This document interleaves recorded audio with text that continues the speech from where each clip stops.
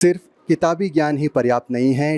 Teaching के line में बच्चों को पढ़ाने के लिए किताब के साथ साथ बहुत सारे डेमोन्स्ट्रेशंस के कार्यक्रम भी दिखाने पड़ते हैं, सिखाने पड़ते हैं। जैसा कि आप देख रहे हैं, बहुत ही प्यारा सा डेमोन्स्ट्रेशन यहाँ पे तैयार किया गया है हमारे होनहार छात्र और छात्राओं की ओर से। और आज हम आए हैं टैगोर कॉलेज पोर्ट ब्लेयर के छात्र और छात्राओं के बीच में। हमारा आज का भी विषय है इलेक्शन 2024 बस एक मिनट कार्यक्रम को लेकर। तो आप लोग तैयार है इस कार्यक्रम को खेलने के लिए? ये क्विज कंपटीशन रहेगा छोटा सा।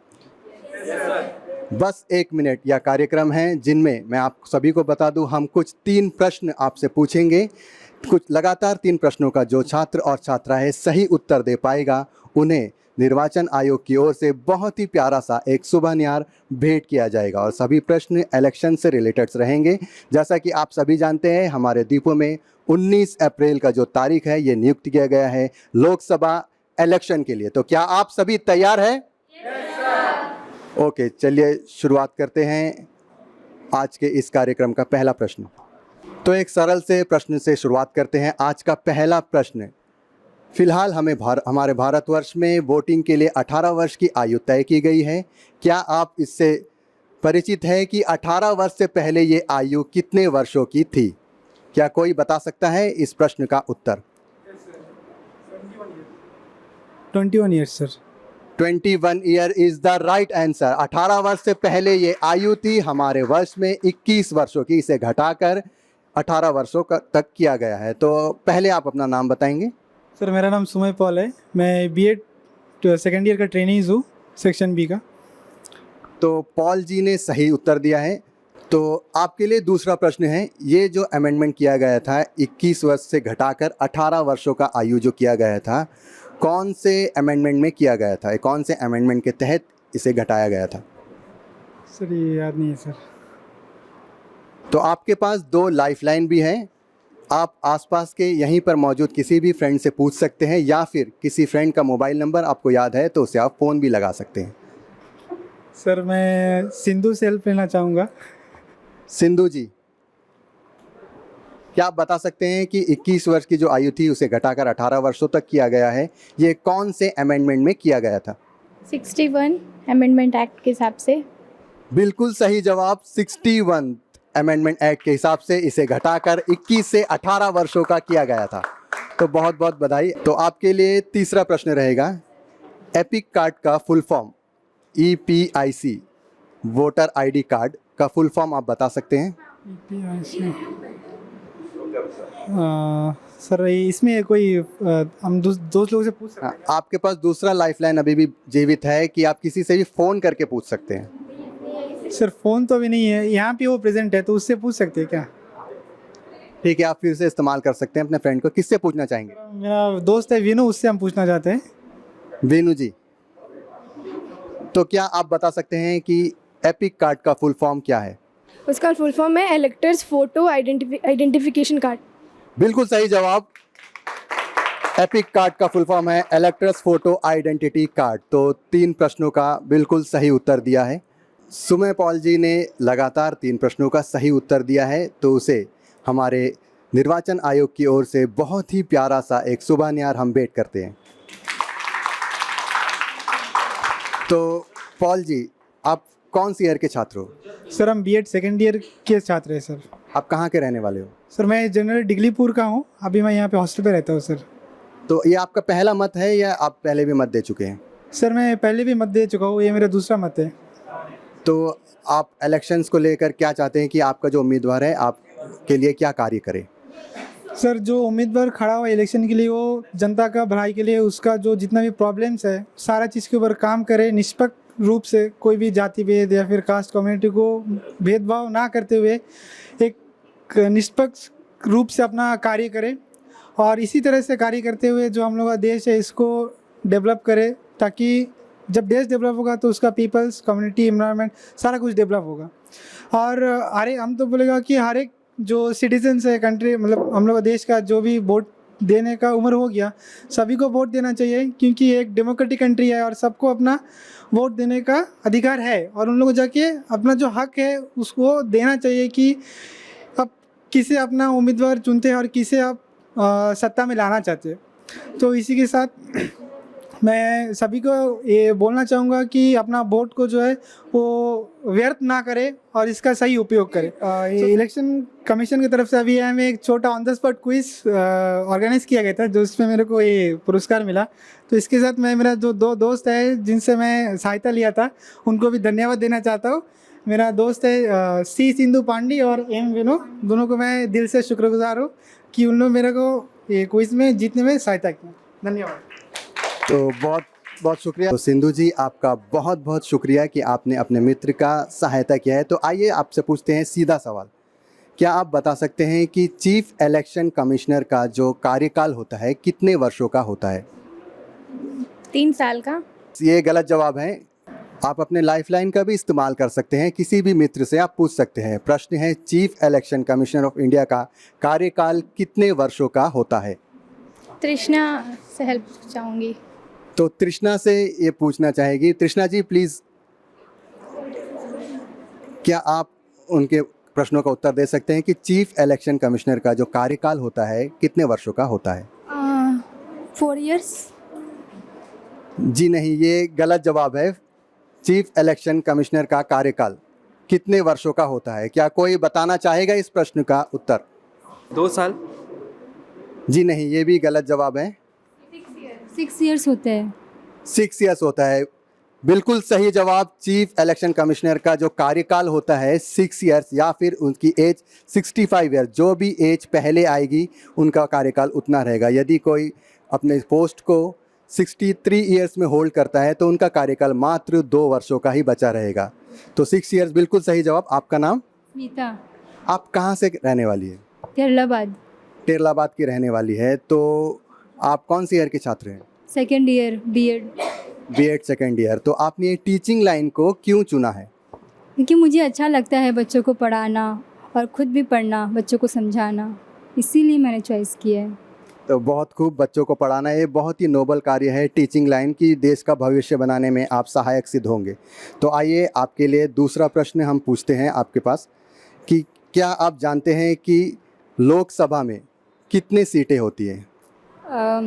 540 लोकसभा में। जी, लोकसभा में कितनी सीटें होती हैं? 545 मैक्सिमम होता है, मिनिमम 543 होते हैं। बिल्कुल सही जवाब दिया है इन्होंने कि लोकसभा में 545 सीटें होती है। तो बहुत ही लाजवाब 2 प्रश्नों का बिल्कुल सही उत्तर दिया है। तो इसी विषय में आगे बढ़ते हैं। राज्यसभा में कितने सीटें होती हैं? 245 होता है और मिनिमम 233 होता है। 233 क्योंकि 12 मेंबर जो है वो नॉमिनेट होकर आता है, इसीलिए नंबर बढ़कर 245 होता है। बहुत ही सही जानकारी दी है। बिल्कुल सही जवाब दिया है कि राज्यसभा में 245 सीटें होती है। तो लगातार 3 प्रश्नों का बिल्कुल सही उत्तर दिया है, पूरे कॉन्फिडेंस के साथ आपने। तो स्मिता जी ने भी 3 प्रश्नों का बिल्कुल सही उत्तर दिया है। तो आइए उसे भी एक बहुत ही प्यारा सा सुबहनियार भेंट करते हैं निर्वाचन आयोग की ओर से। तो आइए थोड़े से बात करते हैं कि आप हमें बताइएगा, ये जो डेमोन्स्ट्रेशन आप चल रहा है इसके बारे में हमें हमारे दर्शकों को थोड़ा सी जानकारी दीजिएगा।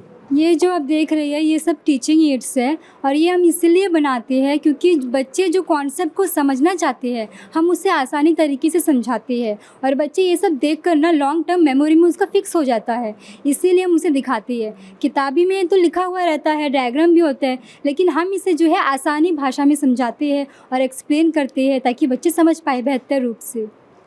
बहुत खूब, ज़ोरदार तालियां मैम के लिए। आइए कुछ जानकारी लेते हैं हमारे छात्र छात्राओं से हमारे जनरल इलेक्शंस के बारे में। ये आपका पहला मत रहेगा कि आप पहले भी वोट दे चुके हैं?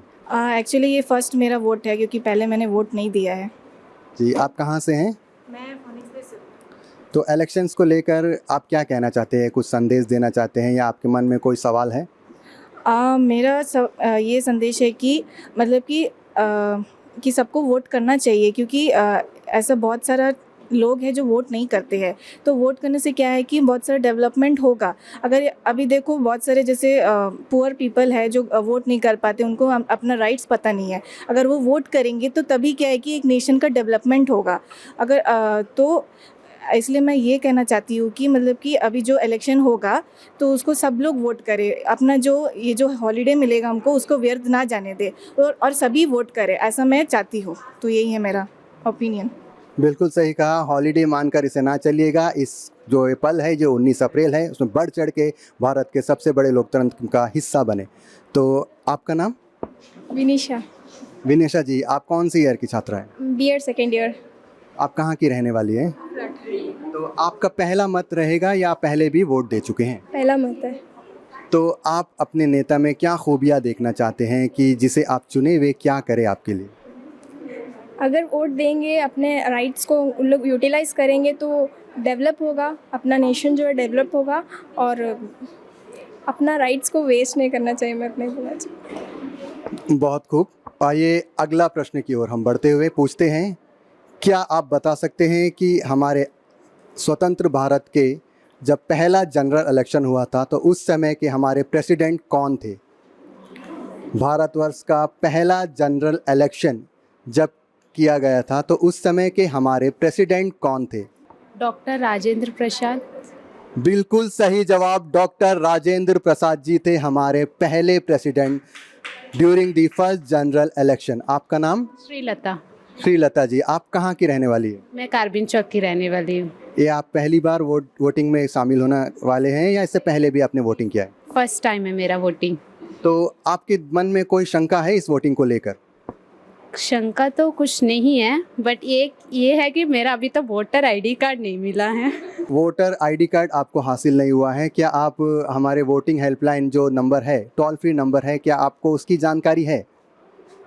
जानकारी है सर, बट मैंने कॉल नहीं, क्योंकि हमेशा आकर हमारे अप्लाई तो करते हैं नाम के साथ, बट अभी तक तो मेरे सिस्टर का आ चुका है बट मेरा नहीं आया है। तो जब भी हम लोग बोलते हैं तो वो आएगा बोलते, बट अभी तक हमारे पास तो आया नहीं सर। तो हम आशा करते हैं कि हमारा ये जो कार्यक्रम है हमारे जो चीफ इलेक्टोरल ऑफिसर है ज़रूर देख रहे होंगे और आपकी जो शंकाएं हैं, आपकी जो दुविधा है उससे वे आपको ज़रूर निकालेंगे। तो आपके लिए दूसरा प्रश्न है कि जो टोल फ्री नंबर है, हमारे हेल्पलाइन नंबर है, क्या वो नंबर बता सकते हैं हमें? टोल फ्री नंबर याद नहीं है सर। इलेक्शन कमीशन द्वारा जो नंबर दिया गया है 4 डिजिट का नंबर है, बहुत ही सिंपल नंबर है, कोई भी शंकाओं को आप दूर कर सकते हैं किसी भी समय। ये टोल फ्री नंबर है।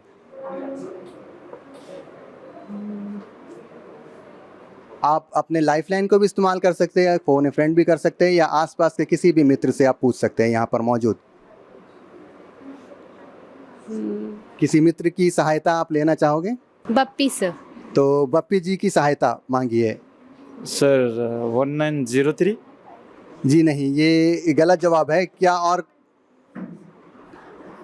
आप और किसी मित्र की सहायता लेना चाहेंगे? अपने दूसरे लाइफलाइन का इस्तेमाल कर सकते हैं। यदि आपको किसी का फ़ोन नंबर याद है तो हम उनसे फ़ोन लगा सकते हैं। सर मैं यहीं पर, मेरे फ्रेंड है, मैं तो उनका हेल्प लेना चाहती हूँ। किन से हेल्प लेना चाहेगी? विनिशा। विनिशा जी, तो आप बता सकते हैं कि टोल फ्री नंबर क्या है? 1950।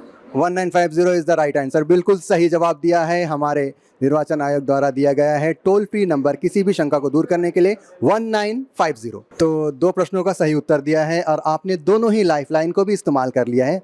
तो आपके लिए तीसरा प्रश्न भी है, एक बहुत ही प्यारा सा सुबहनियार आपका वेट कर रहा है, आप लकी विनर बन सकते हैं। परंतु इस प्रश्न का उत्तर आपको सोच समझ के देना होगा क्योंकि आपके पास लाइफलाइन अभी मौजूद नहीं है। हमारा तीसरा प्रश्न है आपसे कि भारत के जो जनरल इलेक्शन है उसमें महिलाओं को वोटिंग करने का अधिकार किस वर्ष से दिया गया था? किस वर्ष से?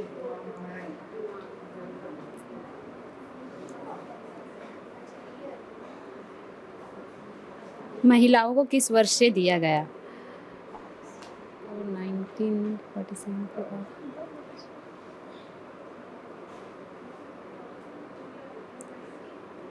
तो आइए पास करते हैं इस प्रश्न को।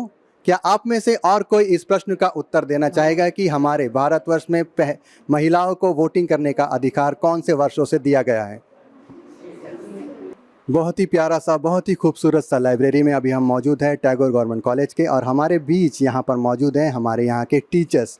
तो आइए जानते हैं उनसे हमारे इस कॉलेज के विषय में और इस लाइब्रेरी के विषय में। Good morning sir. Good morning sir, आपका नाम? जोसेफ। क्या आप बताना चाहते हैं इस लाइब्रेरी के बारे में, हमारे इस टैगोर कॉलेज के बारे में 2 शब्द? तो इस्टेब्लिशमेंट तो 1981 में हुआ था, तब काफ़ी छोटा माहौल हुआ करता था, यहाँ पे काफ़ी छोटी कॉलेजेस थी और लकड़ी का हुआ करता था। तो तब से लेकर अब तक बहुत ज़्यादा डेवलपमेंट हुआ है यहाँ पे, काफ़ी नए टीचर्स की रिक्रूटमेंट हुई है। लाइब्रेरी जो है यहाँ पे ऑलमोस्ट सारी किताबें आपको मिल जानी है, जितने पेडागोजी की सब्जेक्ट है ना, टीचिंग सब्जेक्ट की सारी किताबें मिल जाएंगी आपको, बीए के सब्जेक्ट के मिल जाएंगे आपको। तो लाइब्रेरी हाल फिलहाल में तो काफ़ी इसमें तरक्की भी हुई है, अच्छी अच्छी बुक्स भी आई हैं, तो ठीक है, काफ़ी अच्छा है। थैंक यू सर, बहुत ही अच्छी जानकारी दी कि बहुत ही पुराना हमारा यह बिल्डिंग है। सर आपका नाम? मेरा नाम है सुजन मल्ली। सुजन सर, तो क्या आप बता सकते हैं किस प्रकार की तैयारी कर रहे हैं आप अपने छात्रों को बढ़ाने के लिए, आगे देश में जो सहायक सिद्ध होंगे, आगे बढ़कर देश का भविष्य सुधारेंगे? एक्चुअली मैं यहाँ पे म्यूज़िक इंस्ट्रक्टर के रूप में हूँ, तो यहाँ पे मैं बच्चे लोगों को म्यूज़िक सिखाता हूँ और यहाँ के बच्चे लोग इतने प्यारे से म्यूज़िक को सीखते हैं, बहुत अच्छे से अपनाया है म्यूज़िक को। तो मुझे लगता है कि हर इंस्टीट्यूट में हम लोग को कल्चर को लाना चाहिए, इंडियन जो हिंदुस्तानी जो क्लासिकल म्यूज़िक है, कर्नाटक के जो म्यूज़िक होता है, तो हर इंस्टीट्यूट में वो अच्छे से लाना चाहिए। तो टैगोर में बहुत अच्छे बच्चे हैं, बहुत अच्छे से मतलब मेरे से कोऑपरेट करते हैं। तो बहुत अच्छी बात कही कि पढ़ाई के साथ साथ म्यूज़िक को भी इन्होंने शामिल किया है हमारे टीचर्स ट्रेनिंग के दौरान।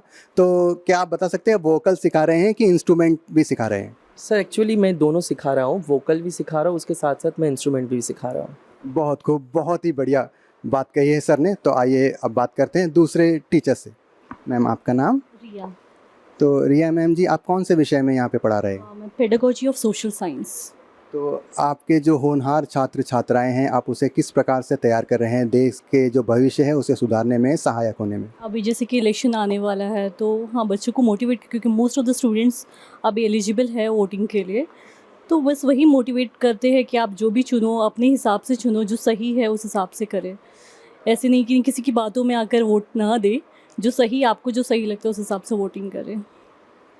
तो आइए, ये कार्यक्रम है बस 1 मिनट, जिनमें हम इलेक्शन से रिलेटेड कुछ सवाल पूछेंगे। हमने छात्र छात्राओं से यहाँ पर रूबरू हुए, उसके बाद हम आए हैं हमारे होनहार टीचर्स के बीच में। हम कुछ सरल से सवाल पूछेंगे आप सभी से। यदि लगातार 3 प्रश्नों का उत्तर आपने सही दिया है तो आपको हमारे निर्वाचन आयोग की ओर से बहुत ही प्यारा सा एक सुबहनिहार भेंट किया जाएगा। तो हमारा आज का पहला सवाल है कि भारतवर्ष में, स्वतंत्र भारतवर्ष में जब जनरल इलेक्शन किया गया था, तो सबसे पहले महिलाओं को कौन से वर्षों में वोट डालने की अनुमति दी गई थी? पहले जनरल इलेक्शन में कौन से वर्ष में महिलाओं को ये अनुमति दी गई थी कि वे वोटिंग करें? क्या कोई बता सकता है इस प्रश्न का सही उत्तर?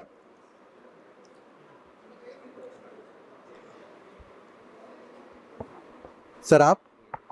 ये डेट याद नहीं आ रहा है। ईयर गेस करिए सर।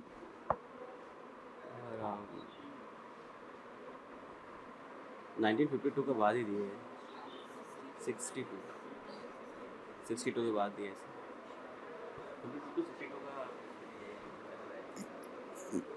मैम आप कुछ कहना चाहेंगी?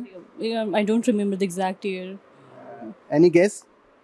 Around 63। 63 is the wrong answer. तो और कोई बताना चाहेगा इस प्रश्न का सही उत्तर कि हमारे भारतवर्ष में महिलाओं को वोटिंग करने का अधिकार कौन से वर्षों में दिया गया था? मैम आप कहना चाहेगी? जी सर। हमारे भारतवर्ष में महिलाओं को वोटिंग करने का अधिकार कौन से वर्षों से दिया गया है? No idea sir. ये आज़ादी के बाद हमारा पहला जनरल इलेक्शन हुआ था, उसके आसपास का ही कोई वर्ष है। क्या कोई गैस करना चाहेगा? 1951। बिल्कुल सही, 1951 जो हमारा पहला जनरल इलेक्शन हुआ था। 1951 से 1952 तक चला था, कुल 4 से 5 महीने तक। अक्टूबर से लेकर फरवरी तक ये हमारा जनरल इलेक्शन चला था। समाप्त हुआ था 1952 में, जिनमें यानी शुरुआत से ही हमने हमारे महिलाओं को मत में भाग लेने का अधिकार दिया है। तो बिल्कुल सही उत्तर दिया है हमारी मैम ने। मैम आप अपना नाम बता सकती हैं? तमिल मोली। तमिल जी, और बहुत ही बढ़िया जवाब दिया है। तो आप कौन से विषय यहाँ पर पढ़ा रहे हैं? इंग्लिश।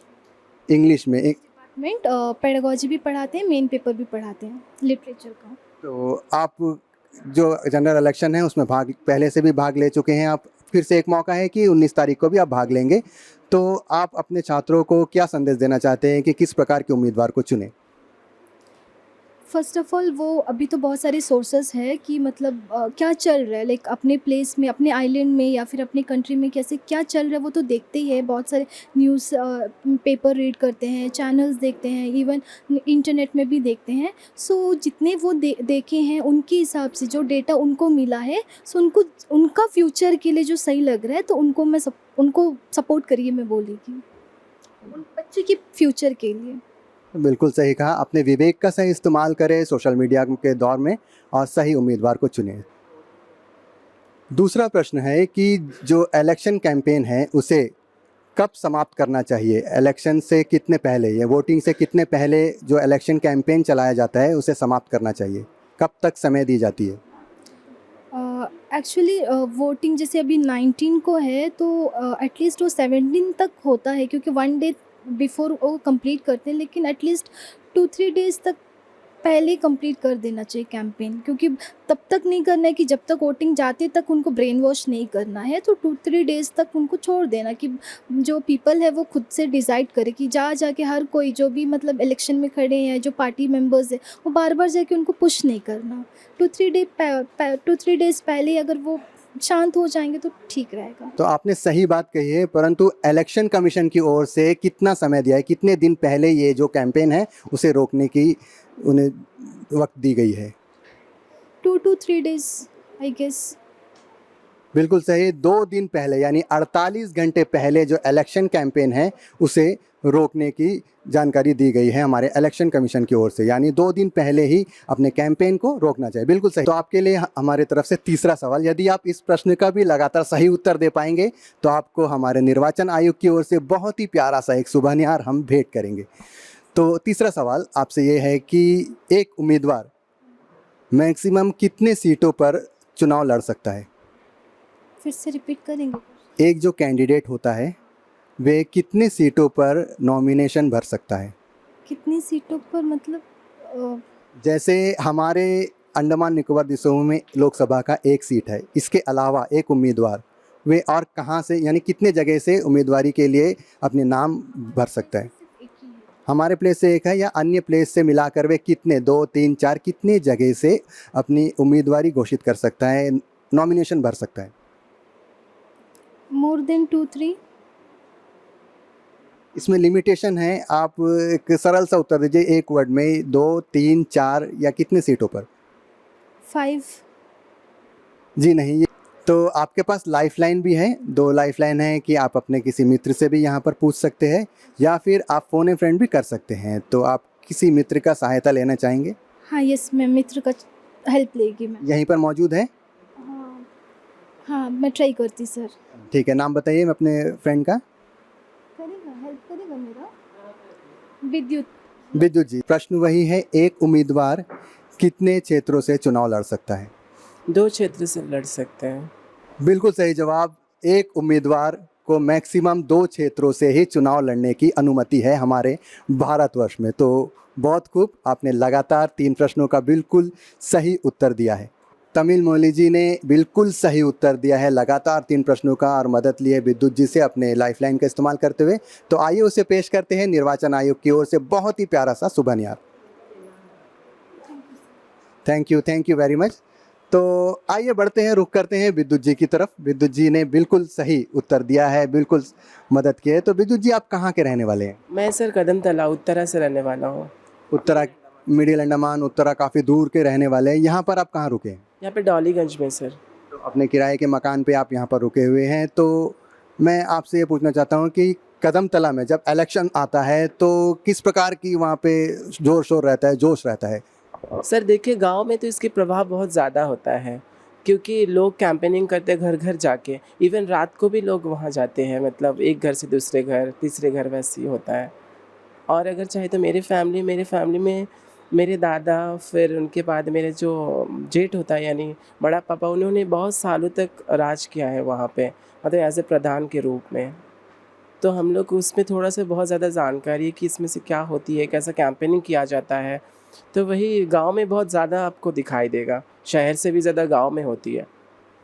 तो बहुत खूब है, बहुत अच्छी बात कही है कि हमारे भारत के सबसे बड़े लोकतंत्र में भी आपके परिवार से भी लोगों ने हिस्सा लिया है हमारे पंचायती चुनाव में। तो आइए विद्युत जी से कुछ प्रश्न पूछते हैं। तो विद्युत जी, आपके लिए पहला प्रश्न है कि हमारे अंडमान निकोबार द्वीप समूह में पहला जनरल इलेक्शन कब किया गया था?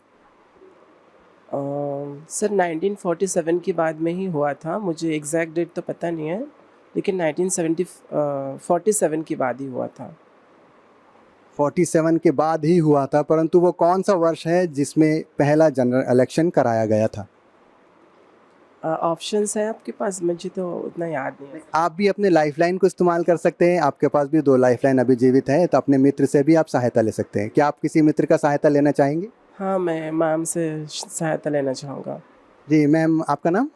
मेरा नाम रंजीता सर। तो आप बता सकते हैं इस प्रश्न का सही उत्तर क्या है कि हमारे अंडमान निकोबार द्वीप समूह में पहला जनरल इलेक्शन किस वर्ष में किया गया था? 1967। बिल्कुल सही जवाब, 1967 इज़ द राइट आंसर। हमारे अंडमान निकोबार द्वीप समूह में पहला जनरल इलेक्शन 1967 में किया गया था। तो बहुत अच्छी जानकारी है हमारे मैम के पास। बैठ जाइए मैम। तो आइए फिर से रुख करते हैं विद्युत जी की ओर। तो विद्युत जी, आपसे दूसरा प्रश्न, इस वर्ष का जो जनरल इलेक्शन है 2024 का, जिसका तारीख है 19, एक कितने फेसों में कराया जाएगा? ये 2 फेज़ों में कराया जाएगा। जी नहीं, ये गलत उत्तर है। ये कितने चरणों में, कितने फेसों में कराया जाएगा। बहुत बड़ा देश है हमारा, एक चरण में 2 चरणों में चुनाव कराना संभव नहीं है। तो आप बता सकते हैं, अपने दूसरे लाइफलाइन का भी आप इस्तेमाल कर सकते हैं, किसी मित्र को फ़ोन भी लगा सकते हैं आप।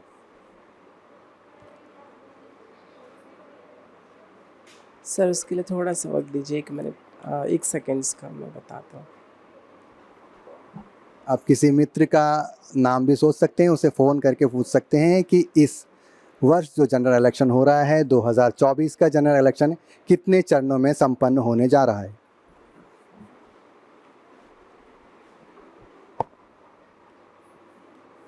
सर आइडिया नहीं है मुझे। आप किससे दोबारा हेल्प लेना चाहेंगे? मैं मैम से दोबारा हेल्प लेना चाहूँगा। 6 to 7 फेसेस। कोई एक नंबर आप कहिएगा, बिल्कुल करीब है आप, मैं ये भी बता सकता हूँ। 7 फेसेस। बिल्कुल सही जवाब। इस वर्ष चुनाव आयोग ने निश्चय किया है कि 7 चरणों में एक लोकसभा का इलेक्शन है, इसे पूरा करेंगे। तो विद्युत सर ने 3 प्रश्नों का बिल्कुल सही उत्तर दिया है, अपने लाइफलाइन का भी इस्तेमाल किया है। तो आइए उसे भी पेश करते हैं। बहुत ही प्यारा सा सुवेनियर जो कि भेंट किया जा रहा है हमारे निर्वाचन आयोग की ओर से। बहुत बहुत बधाई sir. Thank you. Thank you ma'am, आपने अपने मित्र का बिल्कुल सही उत्तर दे के उनकी मदद की है। तो आइए, आप कहाँ की रहने वाली है? मैं मायाबंदर की हूँ एक्चुअली। अभी जस्ट इसी ईयर में जो है मैं यहाँ पर आई हूँ। मैं मायाबंदर कॉलेज में as a guest lecturer work करी हूँ लास्ट 3 ईयर से। अब इस ईयर पे मैं यहाँ पर हूँ। तो आपके टीचिंग लाइन में कितना एक्सपीरियंस, टोटल एक्सपीरियंस कितना है? 3 इयर्स कंप्लीटेड है सर, 4 इयर्स चल रहा है। तो आपने टीचिंग लाइन को अपने मन से चुना है कि या किसी के दबाव में आके चुना है? अपने मन से चुना है। तो आप बचपन से ही टीचिंग लाइन में जाना चाहते थे और हमारे देश के भविष्य को सुधारने में मददगार रहना चाहते थे। बहुत ही नोबल जॉब आपने चुना है, बहुत बहुत बधाई आपको। तो आइए रंजीता जी से पूछते हैं कि इस वर्ष का जो इलेक्शन है उस विषय में अपने छात्रों और हमारे व्यूवर्स को क्या संदेश देना चाहती है? मैं यही चाहती हूँ सर, इलेक्शन जो हमारा हो रहा है वो फ्री एंड फेयर इलेक्शन होना चाहिए। कोई भी इलेक्शंस अपने वोट जो डाल रहे हैं तो किसी के दबाव में आकर के वोट ना डालें। अपने जो चुनेंगे, जो भी चुनाव में जिनको चुन रहे हैं तो उनको देख करके चुनना है कि ये इनसे जो है हमारा काम हो पाएगा या नहीं। या किसी के दबाव में आते हुए, किसी के प्रेशर में आते हुए किसी को वोट नहीं डालने चाहिए। तो रंजीता जी हमारे साथ आगे बढ़ना चाहती है, खेलना चाहती हैं ये क्विज कंपटीशन। तो उनके लिए पहला प्रश्न ये है कि हमारे भारतवर्ष की पहली महिला चीफ इलेक्शन कमिश्नर कौन थी? भारतवर्ष की पहली महिला chief election commissioner. Sir time मिलेगी क्या? आप भी अपने जो लाइफलाइन है आप भी उसका इस्तेमाल कर सकते हैं। आपके पास भी 2 मौका है, आप किसी से भी पूछ सकते हैं यहाँ पर मौजूद, या फिर फ़ोन में भी आप फ़ोन करके बात कर सकते हैं। आप किसी की मदद लेना चाहेंगे, लाइफलाइन का इस्तेमाल करना चाहेंगी? यस, मैं विद्युत सर की हेल्प लेना चाहती हूँ। तो विद्युत सर, तो आप बताना चाहेंगे कि हमारे भारतवर्ष की पहली महिला चीफ इलेक्शन कमिश्नर कौन थी? आप दूसरे लाइफलाइन का इस्तेमाल करना चाहेंगी मैम? नहीं सर, नहीं करना चाहूँगी। तो इस क्वेश्चन को आप पास करेंगी? हाँ, आप गैस कर सकते हैं, ज़रूर गैस कर सकते हैं। VS राम देवी। बिल्कुल सही उत्तर दिया है गैस करके VS रामा देवी जी, जो कि पहली महिला हमारी चीफ इलेक्शन कमिश्नर रही है। बहुत बहुत बधाई आपको, आपने बिल्कुल सही उत्तर दिया है। हमारी पहली महिला जो चीफ इलेक्शन कमिश्नर थी VS रामा देवी जी। तो आइए बढ़ते हैं अगले प्रश्न की ओर। तो आपके लिए तीसरा प्रश्न है, हमारे भारतवर्ष का जो पहला लोकसभा स्पीकर कौन थे? First Lok Sabha speaker. First Lok Sabha speaker. तो आपने अपना दोनों लाइफलाइन इस्तेमाल कर लिया है, तो इसका आपको अपने विवेक से ही उत्तर देना होगा। लोकसभा स्पीकर।